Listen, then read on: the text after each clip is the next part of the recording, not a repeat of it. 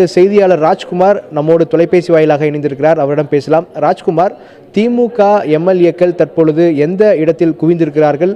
அவர்களுடைய திட்டம் என்னவாக இருக்கிறது?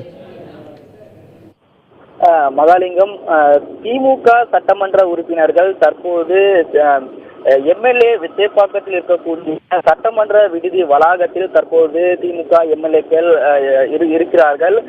அந்த இடத்தில் இருந்துதான் அடுத்து திமுகவினுடைய நடவடிக்கை என்ன இருக்கிறது என்பதை பார்க்க முடியும். அதற்கு முன்பாக அரை மணி நேரத்திற்கு முன்பாக சட்டமன்ற எதிர்க்கட்சி தலைவரும் திமுக பொருளாளருமான ஸ்டாலின் முக்கிய நிர்வாகிகளுடன் ஆழ்வார்பேட்டை அவருடைய இல்லத்தில் ஆலோசனையில் அவர் ஈடுபட்டார். அந்த ஆலோசனை கூட்டத்தில் சட்டமன்ற எதிர்கட்சி துணைத் தலைவர் துரைமுருகன் மற்றும் சட்டமன்ற கொறடா சக்கரபாணி மற்றும் அதே போன்று திமுக வழக்கறிஞர் பிரிவு துணைத் செயலாளர் பரந்தாசன் உள்ளிட்ட நிர்வாகிகளுடன் திமுக பொருளாளர் ஸ்டாலின் ஆலோசனையில் ஈடுபட்டார். இதில் முக்கிய அம்சமாக 2-3 அம்சங்கள் ஆலோசனை செய்யப்பட்டதாக தெரிகிறது. அதில் முதலாவதாக ஏற்கனவே சஸ்பெண்ட் செய்யப்பட்ட திமுக சட்டமன்ற உறுப்பினர்கள் ரத்து செய்ய வேண்டும் என்று சென்னை உயர்நீதிமன்றத்தில் வழக்கு தொடுத்திருந்தனர். எனவே அந்த வழக்கு குறித்தும் அதே போன்று சட்டப்பேரவை வளாகத்தில் போட்டி சட்டமன்றம் கூட்டம் நடத்தியதை ஒட்டி எதிர்கட்சி தலைவர் ஸ்டாலின் உட்பட திமுக சட்டமன்ற உறுப்பினர்கள் மீது இரு பிரிவின் கீழ் வழக்கு பதிவு செய்யப்பட்டது. எனவே இந்த வழக்கு தொடர்பாகவும் ஆலோசிக்கப்பட்டிருப்பதாக தகவல் தெரிவிக்கப்படுகிறது. அதே போன்று இன்றும் தலைமை செயலகத்திற்கு நாங்கள் செல்வோம் என்று ஏற்கனவே பேட்டியின் போது நேற்று எதிர்கட்சி தலைவர் ஸ்டாலின் தெரிவித்திருந்தார். எனவே இன்று திமுக சட்டமன்ற உறுப்பினர்கள் தலைமை செயலகம் செல்வார்களா அல்லது என்ன மாதிரி நடவடிக்கை மேற்கொள்ளப்பட இருக்கிறார்கள் என்பது குறித்தும் ஆலோசிக்கப்பட்டது. இன்னும் சற்று நேரத்தில் சட்டமன்ற உறுப்பினர்கள் விடுதியிலிருந்து திமுக சட்டமன்ற உறுப்பினர்கள் என்ன மாதிரியான நடவடிக்கை எடுக்க இருக்கிறார்கள் என்பது குறித்து தெரிய வரும். மகாலிங்கம், ராஜ்குமார் இணைப்பில் இருங்கள். தற்பொழுது சட்டப்பேரவை வளாகத்திற்குள் இருக்கும் நம்ம செய்தியாளர் ரமேஷிடம் பேசலாம். ரமேஷ், இன்றைய சட்டப்பேரவை நிகழ்வு குறித்து உங்களுடைய தகவலை பதிவு செய்யுங்க. மகாலிங்கம், காலை 10 மணிக்கு இன்றைக்கு அவை கூடியதும் எதிர்கட்சிகள், குறிப்பாக திமுக, காங்கிரஸ், இந்திய யூனியன் முஸ்லீம் லீக் கட்சியை சேர்ந்த உறுப்பினர்கள் மீண்டும் அந்த திமுகவின் சஸ்பெண்ட் நடவடிக்கையை ரத்து செய்ய வேண்டும் என்று 3வது முறையாக கோரிக்கை வைத்தனர். அவர்களுக்கு பேசுவதற்கு சபாநாயகர் தனபால் அவர்கள் அனுமதி அளித்தார். அதனைத் தொடர்ந்து ஒரு 2 நிமிடங்களுக்கு சபாநாயகர் தனபால் உரையாற்றினார். அதாவது மீண்டும் ஒரு சிக்கலான சூழ்நிலைக்கு தான் தள்ளப்படுவதாகவும், குறிப்பாக இந்த நடவடிக்கை எடுப்பதற்கு முன்பு நான் மிகவும் யோசித்துதான் இந்த நடவடிக்கை எடுத்ததாகவும், எதிர்கட்சிகளிடம் கெஞ்சி பார்த்ததாகவும் ஒரு நீண்ட விளக்கத்தை கொடுத்தார். மனவேதனைக்கு தாங்க முடியாமல் தான் தற்போது இந்த முடிவை எடுத்திருப்பதாகவும், மீண்டும் மறுபரிசீலனை என்ற பேச்சுக்கு இடமில்லை என்று 3வது முறையாக நிராகரித்தார். அத்துடன் ஒரு கருத்தையும் அவர் தெரிவித்தார். சபைக்கு வராமலேயே திமுக தலைவர் கருணாநிதி, அவர் உறுப்பினராக இருக்கிறார், சட்டப்பேரவை உறுப்பினராக இருக்கிறார், சபாநாயகராக இருக்கக்கூடிய என்னை சபைக்கு வராமலேயே விமர்சனம் செய்கிறார், பத்திரிகையே என்னை விமர்சனம் செய்து கொடுக்கிறார். அதே போல திமுகவினர் என்னை கடந்த 2 நாட்களாக பல்வேறு பகுதிகளில், தமிழகத்தின் பல்வேறு பகுதிகளில் தன்னை மிகவும் அவமானப்படுத்தக்கூடிய செயல்களில் ஈடுபட்டு வருவதாக பேசினார். இந்த நிலையில் அந்த திமுக தலைவர் கருணாநிதி சட்டப்பேரவைக்கு வந்தார். அவருக்கான பதிலை நான் வழங்க தயாராக இருப்பதாகவும் ஒரு விஷயத்தை சொன்னார். அதனைத் தொடர்ந்து தற்பொழுது இந்த காவல்துறை, தீயணைப்பு உள்ளிட்ட அந்த துறைகள் மீதான மானிய கோரிக்கை மீதான விவாதத்தை முதலில் பொள்ளாச்சி ஜெயராமன் அதிமுக உறுப்பினராக அவர் தொடங்கி இருக்கிறார். அதற்கு முன்னதாக இந்த கோரிக்கையை நிறைவேற்றி தருமாறு முதலமைச்சர், வழக்கமாக அமைச்சர்கள், அந்த துறை அமைச்சர்கள் அந்த கோரிக்கை மீதான விவாதத்தை வாக்கெடுப்பு நடத்துவதற்கும் அது உள்ளிட்ட அந்த எவ்வளவு தொகை என்பது வேண்டும் என்பதெல்லாம் பேசுவார்கள். அதனை முதலமைச்சர் பேசினார். அதனைத் தொடர்ந்து தற்போது விவாதம் நடைபெற்றுக் கொண்டிருக்கிறது. மகாலயம், எதிர்கட்சிகள் எது மாதிரியான ஒரு கோரிக்கையை முன்வைத்தார்கள்? அவருடைய கோரிக்கையை சபாநாயகர் ஏற்றுக்கொண்டாரா? எதிர்கட்சிகள் வெளிநடப்பு செய்தார்களா? அது குறித்த தகவல் இருக்கிறதா? அதாவது முதலிலே பேசும் பொழுது ஐபிஎஸ்சாமி திமுகவை சேர்ந்த உறுப்பினர் எதிர்த்து இது போன்ற நடவடிக்கையை ரத்து செய்ய வேண்டும், அவர்கள் மீண்டும் ஜனநாயக நடவடிக்கை ஈடுபடுவதற்கு வழிவகை செய்ய வேண்டும் என்று கேட்டார். அதே போல KR ராமசாமி சட்டமன்ற குழு தலைவராக இருக்கிற KR ராமசாமியும் இதே கோரிக்கையை முன்வைத்தார். இந்திய யூனியன் முஸ்லீம் கட்சியை சேர்ந்த அபுபக்கரும் இதே கோரிக்கையை முன்வைத்தார். அந்த சபாநாயகருடைய நீண்ட விளக்கம், அதாவது நிராகரித்ததை அடுத்து அவர்கள் எதிர்கட்சிகள் வெளிநடப்பு செய்தனர். வெளிநடப்பு செய்துவிட்டு மீண்டும் தற்பொழுது அவைக்கு வந்திருக்கிறார்கள். பேரவையில் விவாதம் என்று தொடங்கி தொடங்கி நடைபெற்று வருகிறது. இந்த விவாதத்தில் முக்கியமாக பல்வேறு விடயங்களுக்கு முதலமைச்சர் பதிலளித்து பேசுவார் என்று தெரிகிறது. குறிப்பாக தமிழகத்தில் கடந்த காலங்களில் நடைபெற்ற அந்த குற்றச்செயல்கள் குறித்தும் அதற்கான விளக்கங்கள் குறித்தும் காவல்துறை எடுத்த நடவடிக்கைகள் குறித்தும் காவல்துறையில் புதிய அறிவிப்புகள் குறித்தும் அவர் விரைவில் வெளியிடுவார் என்று தெரிகிறது. இன்னும் 2 மணி நேரத்தில் பேரவை முடிவதற்கு வாய்ப்பு இருக்கிறது. ரமேஷ், தற்போதைய உங்களுடைய தகவலுக்கு நன்றி. மீண்டும் அடுத்த கட்டமாக உங்களை தொடர்பு கொள்கிறோம்.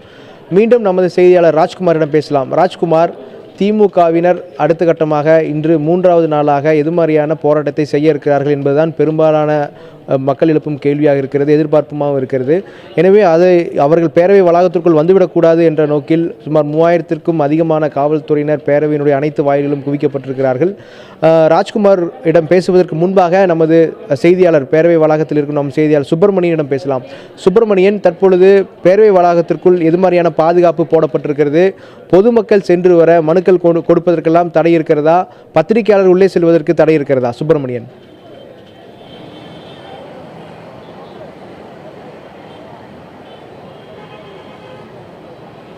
சட்டப்பேரவை நிகழ்வுகளை காண்பதற்காக பொதுமக்கள் தாராளமாக உள்ளே செல்லலாம். அவர்களுக்கு வழக்கமான சோதனைகள் நடைபெறும். ஆனால் தற்போது இன்று மற்றும் கூடுதலான சோதனைகள் நடைபெறும். கடுமையான கட்டுப்பாடுகள் விதிக்கப்பட்டிருக்கிறது. அதே போல முதல்வர் தனி பிரிவில் புகார் கொடுப்பவர்கள் முழுமையான சோதனை செய்யப்பட்ட பிறகுதான் உள்ளே அனுமதிக்கப்படுகிறார்கள். முதலில் அவர்கள் என்ன புகார் கொடுக்கிறார்கள் என்பதை சட்டசபை வாயிலில் இருக்கக்கூடிய பாதுகாப்பு போலீசார் விரிவாக தெரிந்து கொண்டு அந்த புகார் கொடுப்பதற்கான வாய்ப்புகள் உள்ளே இருக்கிறதா என்பது தெரிந்த பிறகுதான் உள்ளே அனுமதிப்பார்கள். அப்படி இல்லை என்றால் அவர்கள் உள்ளே செல்ல அனுமதி இல்லை என்று காவல்துறை தரப்பில் தெரிவிக்கப்பட்டிருக்கிறது. அதே போல செய்தியாளர்கள், அதாவது ஒளிப்பதிவு கருவி மூலமாக, அதாவது நேரலை கருவி மூலமாக உள்ளே நேரலை செய்வதற்கான வாய்ப்புகள் கிடையாது என்று தெரிவிக்கப்பட்டிருக்கிறது. ஒரே ஒரு செய்தியாளர் மட்டுமே உள்ளே அனுமதிக்கப்பட்டிருக்கிறார்கள். ஒளிப்பதிவாளர்கள் வெளியே இருக்கக்கூடிய, அதாவது சட்டப்பேரவையிலிருந்து வெளியே வரக்கூடிய நுழைவாயில் அருகே அது நிற்பதற்கான ஏற்பாடுகள் செய்யப்பட்டிருக்கிறது. அங்கே தற்போது ஒளிப்பதிவாளர்கள் அங்கே காத்திருக்கிறார்கள். உள்ளே இருக்கக்கூடிய தகவல்களை செய்தியாளர்கள் அறிந்துவிட்டு அதன் பிறகு வெளியே வந்து நேரலை செய்வதற்கான வாய்ப்புகள் இருக்கிறது. அது மட்டுமல்லாமல் பாதுகாப்பு கூடுதலாக்கப்பட்டிருக்கிறது என்றுதான் சொல்ல வேண்டும். 3500க்கும் மேற்பட்ட போலீசார் பாதுகாப்பு பணியில் அமர்த்தப்பட்டிருக்கிறார்கள். குறிப்பாக உள்ளே செல்லக்கூடிய அனைத்து வாகனங்களும் கூட, அதாவது காவல்துறை வாகனமானாலும் இருந்தாலும் சரி, உள்ளே வேலை செய்யக்கூடிய ஊழியர்களுடைய வாகனம் இருந்தாலும் சரி, அனைத்துமே சோதனை செய்யப்பட்டு தான் உள்ளே அனுமதிக்கப்படுகிறார்கள்.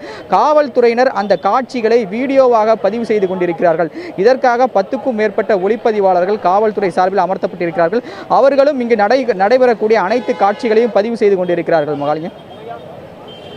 சுப்பிரமணி, தங்களுடைய தகவலுக்கு நன்றி. இன்று காவல்துறை மானிய கோரிக்கை மீதான விவாதம் தற்பொழுது நடைபெற்று கொண்டிருக்கிறது. இன்னொரு பக்கம் சட்டப்பேரவைக்கு வெளியே தொடர்ந்து திமுகவினர் 3வது நாளாக போராட்டத்தில் ஈடுபடுவதற்கான திட்டங்கள் இருக்கிறது. தற்பொழுது எதிர்க்கட்சி தலைவர் மு.க. ஸ்டாலின் எம்எல்ஏக்கள் விடுதிக்கு வந்திருக்கிறார். அங்கு ஏற்கனவே திமுக எம்எல்ஏக்கள் குழுமி நின்று கொண்டிருக்கிறார்கள். அடுத்த கட்டமாக எது மாதிரியான நகர்வை மேற்கொள்ள வேண்டும் என்பது குறித்து பேசுவதற்காக தற்பொழுது இங்கு வந்திருப்பதாக சொல்லப்பட்டிருக்கிறது. இன்று காலையிலேயே ஆழ்வார்பேட்டையில் உள்ள ஸ்டாலின் இல்லத்தில் முக்கிய தலைவர்களெல்லாம் சந்தித்து ஆலோசனை நடத்தினா சொல்லப்பட்டிருக்கிறது. தற்பொழுது நமது செய்தியாளர் ராஜ்குமார் சம்பவ இடத்தில் இருக்கிறார். இதற்கான தகவல்களை திரட்டி கொண்டிருக்கிறார். எனவே இந்த திமுகவினுடைய நகர்வு மிக முக்கியமான நகர்வாக பார்க்கப்பட்டிருக்கிறது. இன்று திமுகவினர் எது மாதிரியான ஒரு விஷயத்தை முன்னெடுக்கப் போகிறார்கள் என்பதை கவனிக்க வேண்டியிருக்கிறது. இன்னொரு பக்கம் திமுக தலைவர் நேற்று கொடுத்த அறிக்கையில் பல்வேறு அம்சங்களை சுட்டிக்காட்டியிருந்தார். தமிழகத்தினுடைய சட்ட ஒழுங்கு எந்த அளவுக்கு இருக்கிறது என்று தனது கருத்தை வலுவாக பதிவு செய்திருந்தார். அதில் கிட்டத்தட்ட 948 கொலைகள் கடந்த 2011 பதிவாகியிருந்ததாக சொல்லியிருந்தார். அதே போல லட்சக்கணக்கான கொள்ளை சம்பவங்களும் நடந்திருந்ததாக குற்றச்சாட்டுகளை சொல்லியிருந்தார். ஆனால் இன்று இதற்கெல்லாம் பதிலளித்து பேசும் வகையில் முதலமைச்சருடைய அறிக்கை இருக்கும், பதிலுரை இருக்கும் என சொல்லப்பட்டிருக்கிறது. இந்த பதிலுரையில் குறிப்பாக சட்டம் ஒழுங்கு சம்பந்தமான ஒரு முக்கிய அறிவிப்புகள் இருக்கும் என்ற தகவலும் இருக்கிறது. அதிகாரப்பூர்வமாக எத்தனை கொலை சம்பவங்கள் நடந்திருக்கிறது என்ற தகவலும் இன்றைய கொள்கை விளக்க குறிப்பேட்டில் இடம்பெறும் என்றும் சொல்லப்பட்டிருக்கிறது.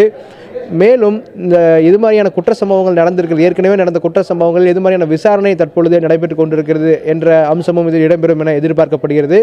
குறிப்பாக அண்மையில் நடைபெற்ற ரயில் கொள்ளை சம்பவம், ஏற்கனவே நடைபெற்று கண்டுபிடிக்காமல் இருக்கக்கூடிய பல்வேறு முக்கியமான கொலை சம்பவங்களும் இதில் பேசப்படும் என சொல்லப்பட்டிருக்கிறது. திமுக அமைச்சருடைய சகோதரர் ராமஜெயம் கொலை வழக்கு, இப்படி பல விஷயங்கள் எதிர்க்கட்சியினர் முன்னெடுக்க வாய்ப்பு இருக்கிறது. ஆனால் இதற்கெல்லாம் பதிலளிக்கும் பொறுப்பில் முதலமைச்சர் இருக்கிறார். எனவே 2 மணி நேரத்திற்கு மேலாக இந்த மானிய கோரிக்கை காவல்துறை மானிய கோரிக்கை மீதான விவாதம் என்பது நடைபெற இருக்கிறதாக சொல்லப்பட்டிருக்கிறது. எனவே இன்று ஒரு பக்கம் மிக முக்கியமான துறையினுடைய மானிய கோரிக்கை நடைபெற இருக்கிறது. இன்னொரு பக்கம் திமுக எம்எல்ஏக்கள் 3வது நாளாக எது மாதிரியான போராட்டத்தை முன்னெடுக்கிறார்கள் என்ற 2 அம்சங்களும் இன்றைய சட்டப்பேரவை அலுவல் சம்பந்தமான கவனிப்பை இன்னும் அதிகப்படுத்தியிருக்கிறது என்று சொல்ல வேண்டும். குறிப்பாக 18ஆம் தேதி திமுக எம்எல்ஏக்கள் சஸ்பெண்ட் செய்யப்பட்டதை எதிர்த்து மு.க. ஸ்டாலின் தலைமையில் தர்ணா போராட்டத்தில் ஈடுபட்டார்கள். 19ஆம் தேதி போட்டி சட்டப்பேரவையை வளாகத்தில் நடத்தி போராட்டத்தை தொடர்ந்தார்கள். இன்று 3வது நாள் என்ன செய்ய போகிறோம் என்ற ஒரு கேள்வி இருக்கிறது. இது குறித்து நம்ம செய்தியாளர் ராஜ்குமார் தற்பொழுது எம்எல்ஏக்கள் விடுதியில் இருக்கிறார், அவரிடம் கேட்கலாம். ராஜ்குமார், தற்போது எது மாதிரியான ஆலோசனை திமுக எம்எல்ஏக்கள் ஈடுபட்டு கொண்டிருக்கிறார்கள்? அவருடைய வியூகம் எது மாதிரி அமைய வாய்ப்பு இருக்கிறது?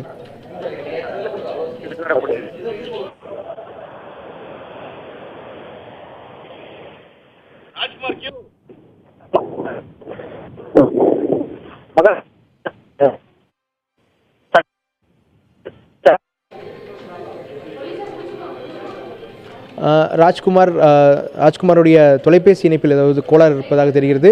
உங்களை மீண்டும் தொடர்பு கொள்கிறோம் ராஜ்குமார். அதாவது தற்பொழுது சேப்பாக்கத்தில் உள்ள சட்டப்பேரவை எம்எல்ஏக்கள் எல்லாம் தங்கியிருக்கக்கூடிய எம்எல்ஏக்கள் விடுதியில் திமுகவினர் முக்கியமான ஆலோசனையில் தற்பொழுது ஈடுபட்டு வருகிறார்கள்.